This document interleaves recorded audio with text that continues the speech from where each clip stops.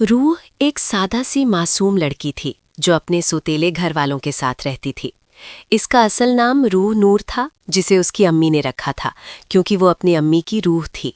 मगर अम्मी के इंतकाल के बाद इसकी जिंदगी में सिर्फ सितम ही सितम था। सौतेली माँ और उसके रिश्तेदार उसे हमेशा ताने मारते, उसे घर का काम करवाते और पैसों के लिए हर वक्त उसे नीचा दिखाते। रूह चुपचाप सब सह लेती थी क्योंकि उसके पास कोई और सहारा नहीं था। उसकी उम्र सिर्फ 20 साल के करीब थी। लंबी काली बाल, बड़ी बड़ी आंखें और एक सादगी भरा चेहरा जो उसे और भी बेबस दिखा देता था। एक दिन घर में बहुत बड़ा झगड़ा हुआ। सौतेली माँ ने रूह को बुलाया और उसे बताया कि अब उसे दुबई भेज दिया जाएगा। रूह हैरान होकर पूछने लगी कि वो क्यों, उसने क्या गलती की है। सौतेली माँ ने गुस्से में कहा कि ये उसके लिए बेहतर है। वहाँ एक अमीर आदमी है जो उसे अपना घर देगा और फैमिली का भी फायदा होगा। असल में ये सब पैसों के लिए था। रिश्तेदारों ने मिलकर प्लान बनाया था कि रूह को बेच दिया जाए। रूह रो रो कर गुजारिश कर रही थी कि ब्राए मेहरबानी उसे मत बेचो, वो घर छोड़कर नहीं जाना चाहती, मगर कोई सुनने वाला नहीं था। उसकी चीखें घर की दीवारों तक सिमट रही थीं, लेकिन फैमिली ने उसे जबरदस्ती तैयार किया। रूह का सूटकेस पैक हुआ, उसे नए कपड़े दिए गए जो सौतेली माँ ने खुद चुने थे। वो रात भर सोती नहीं थी, सिर्फ आंसू बहाती रही और अपनी अम्मी को याद करती रही। सुबह एयरपोर्ट के लिए निकलने का वक्त आया। घर वाले खुश थे, जैसे कोई खुशी का मौका हो। रूह ने आखिरी बार अपने पुराने कमरे की तरफ देखा और दिल ही दिल में दुआ की कि अल्लाह उसे बचाए। कार में बैठते वक्त उसके हाथ कांप रहे थे। एयरपोर्ट पहुंचकर जब इमिग्रेशन की कार्रवाई हुई तो रूह को महसूस हुआ जैसे उसकी ज़िंदगी अब ख़त्म हो रही है। तैयारे में बैठकर वो विंडो से बाहर देखती रही। पाकिस्तान की ज़मीन धीरे धीरे दूर होती गई। उसके दिल में बहुत डर था, कन्फ्यूजन था और एक बेबसी थी कि अब क्या होगा। तैयारा दुबई पहुंच गया। रासुल खैमा शहर की रोशनियां नीचे से चमक रही थीं।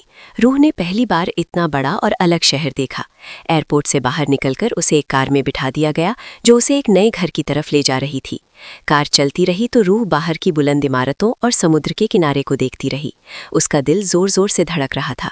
वो सोच रही थी कि ये आदमी कैसा होगा जिसके पास उसे भेजा गया है। क्या वो उसे अच्छा ट्रीट करेगा या और भी सितम होगा। घर पहुंचकर रूह को एक खूबसूरत लेकिन सादा कमरे में रखा गया। कमरे में जदीद फर्नीचर था, बड़ी खिड़कियों से शहर की रोशनियां अंदर आ रही थीं। रूह ने अपना सूटकेस रखा और बेड पर बैठकर फिर से रो पड़ी। उसने सोचा कि अब उसकी ज़िंदगी में क्या क्या होने वाला है। थोड़ी देर बाद दरवाज़ा खुला और एक आदमी अंदर आया।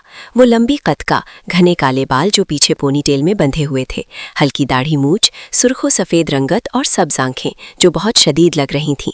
उसका नाम यारम काज़मी था, लेकिन इस वक्त रूह को सिर्फ इतना पता था कि ये वो आदमी है जिसके पास उसे भेजा गया है। यारम ने रूह की तरफ देखा और उसकी मासूमियत पर उसके दिल में कुछ हरकत हुई। वो ठंडे लहजे में बोला कि अब ये इसका घर है और वो यहाँ हिफाजत में है, लेकिन कोई गलती ना करे। रूह ने डरते हुए पूछा कि वो यहाँ क्यों है और उसकी फैमिली ने उसे क्यों भेजा। यारम ने जवाब दिया कि अब ये सब उसके लिए नहीं सोचना, बस उसकी बात मानी जाए। रूह चुप हो गई, लेकिन उसकी आंखों में आंसू थे।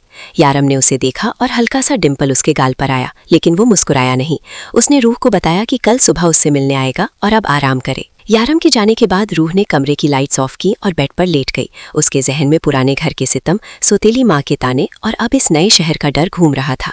वो सोच रही थी कि ये आदमी कितना ताकतवर लग रहा था। उसकी आंखें जैसे उसकी रूह तक देख रही थीं।